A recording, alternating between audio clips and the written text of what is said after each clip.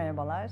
Biz çözüm olarak bu yıl 30. yaşımızı kutluyoruz. Ben de ticari ve kurumsal uygulamalardan sorumlu genel müdür yardımcısıyım. Biz 30 bankacılık, faktörink, sermaye piyasaları, tüketici finansmanı gibi aslında finansal uygulamalarımız var. Bunun dışında da insan kaynakları, işte masraf uygulamaları, yapay zeka destekli OCR, işe alım uygulamaları, veri analitiği gibi ürünlerimiz var. Ben aslında çok büyük kurumsal bankalara, büyük holdinglere hizmet veriyoruz. O yüzden globalleşmeye aslında biz ihracat yapan bir firmayız. İtalya'ya, Almanya'ya, Azerbaycan'a gerçekten satışlarımız var ama böyle biraz buradaki projenin devamlılığı gibi ya da buradaki bir müşterimizin uzantısı gibi giden belli başlı projeler bunlar. Biz bunları aslında çoklamak istedik. Gerçekten buradaki başarı hikayelerimizi genele yaymak istedik. Daha ölçeklendiriliyor, daha büyük bir pazara, gerçek anlamda globalleştik diyebileceğimiz bir başarı hikayeleri yaratmak istedik. İlk olarak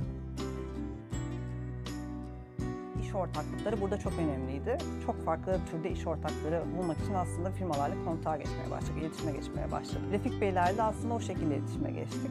Beraber ne işler yapabiliriz gibi. Çünkü biz yurt dışına açılırken de, Türkiye'de satış yaparken de aslında bizim ürünlerimizi satabilecek, yani bizi daha geniş kitlere ulaştırabilecek aslında bir satış ağı, bir partner ağı bizim için önemliydi. Temmuz ayında görüşmeye başladık ve ilk toplantımızı yaptık.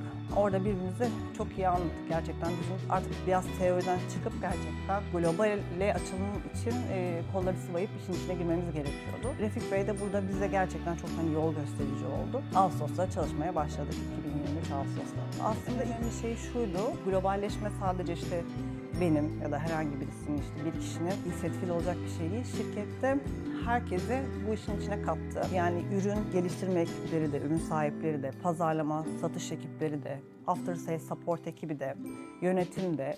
Aslında herkes bu projenin içerisinde olacak şekilde bir kurgu yarattı. O çok önemliydi çünkü bir şekilde herkes sahiplendi. Herkes normalde dışarıdan birisinin bunu yapması biraz daha farklı oluyor. Çok sık işte her hafta biz toplantılar yaptık. Her hafta ne durumdayız? Tüm ekipleri aslında gerekli ekipleri toplantılara katarak 3 konuda aslında bizi yönlendi. Bir tanesi tabii yazılım şirketleri çok ürün odaklı oluyor. Çok teknik oluyor. Bizim işte ürünlerimiz, bizim bebeğimiz çok önemli bizler için. Fakat tabii onları bilmiyor dışarıdaki insanlar. Bir defa bizim görünür olmamız gerekiyor. Yani müşteriye ya da iş ortağına karşı görünür hale gelmemiz lazım. Bunun için tabii ki bizim vitrinimiz web sitelerimiz. Web sitelerimizin biraz elden geçirilmesi, işte sosyal medyalarımızın daha aktif olması, işte reklam tarafında. Biraz daha satış pazarlama odaklı hale gelmemiz. Onun dışında işte Software Advice gibi, G2 gibi, işte Gartner gibi farklı platformlarda, partner platformlarında yer almamız gibi aslında bizi görünür hale getirecek aksiyon. Sonrasında göründükten sonra artık potansiyel müşteriler veya da iş ortakları geldi.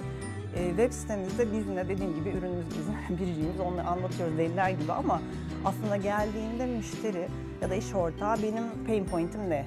Ben buna nasıl karşılık bulurum onu görmesi lazım. O yüzden aslında birebir o odakta mesajlar vermek, daha satış pazarlama odağında, daha böyle ihtiyaç ne, sorun ne, ben bunu nasıl çözüyorum? Bunların cevabını verebileceğimiz hale gelmek. Ve tamam işte hani satış yaptık ama biz bu parayı nasıl tahsil edeceğiz? Sözleşme nasıl olacak? Bu iş hukuki boyutu, finansal boyutu bu iş hani çünkü sürekli operasyonu böyle yüklenerek globale açılamazsınız. Bir ülkede belki olur ama ikinci, üçüncü ülke çok zor. Sonra da aslında bu işin bir de after sales support'u var. Yani işte geldi partner iş ortağı veya müşteri web sitesinde ne olacağını gördü net bir şekilde, kendisinin ne kazanacağını gördü.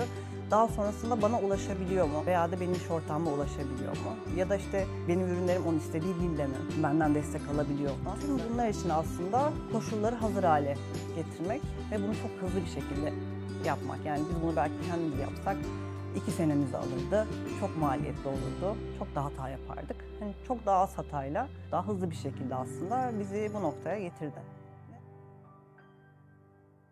Neler tavsiye ederiz? Aslında bir odaklı olmak çok önemli. Bizim de çok sayıda ürünümüz var. Ama gerçekten içerisinden eleyip oradaki pazarın ihtiyaçlarına göre bir ürüne gitmek. Belki bir ürünün sadece bir modülüyle gitmek, yani çok odaklı hale gelmek. Pazar anlamında da işte yani 11 ülke değil de belki 3 ülkeye odaklanmak, oradaki belli segmentlere odaklanmak. Yani odaklı olmak, odağı dağıtmamak çok önemli. Nasıl cost efektif bir şekilde ben globale açılırım? Hep bu odakta gitmek gerekiyor. Yani biz şirket olarak globalleşeceğiz. Sadece üst yönetim olarak değil ya da sadece bir birim olarak değil. Hepimiz bu yoldayız. O yüzden herkes elini taşın altına koymalı. Ve aslında işte Cloud Workbench gibi firmalarla ilerlersek eğer bize ne sağlıyor? Bir dışarıdan bir göz. Çünkü biz içimizde her şey bizim için çok güzel. Ürünümüz harika. Neden olmasın ki? Neden almasın ki müşteri? Neden kullanmasın ki? Bizim için göz bebeği. Mutlaka çok teknik olarak çok iyi. Dışarıdan bir göz olup aslında hem ürünü, hem yaptıklarımızı, hem müşteriye nasıl ulaştığımızı bize aslında yansıtabilmesi çok önemli.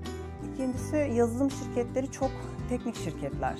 Bizim en zayıf kasımız satış, pazarlama. Biz bu işten gerçekten anlamıyoruz. Belki çok zaman içerisinde hani o kısımlar gelişiyor. Çünkü daha teknik odaklı insanlarız. Daha analitik kişileriz. O kaslarımız aslında bizim yerimize biraz böyle devreye sokacak, biraz daha o anlamda bize destek olacak ekipler gerekiyor.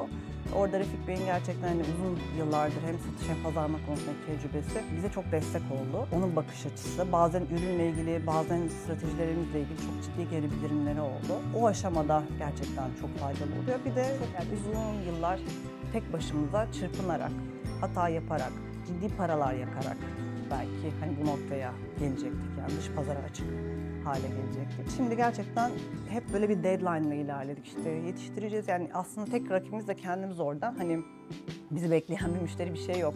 Ama hani bitirmeliyiz, hemen gitmeliyiz, hemen yapmalıyız. Çünkü her an bir rakip ürün çıkıyor. Yani yurt dışı pazarı çok daha rekabet anlamında zor. Daha az risk alarak, daha az hata yaparak, hem de aslında o lokal pazarda olan kişilerin danışmanlığıyla ilerlemek önemli.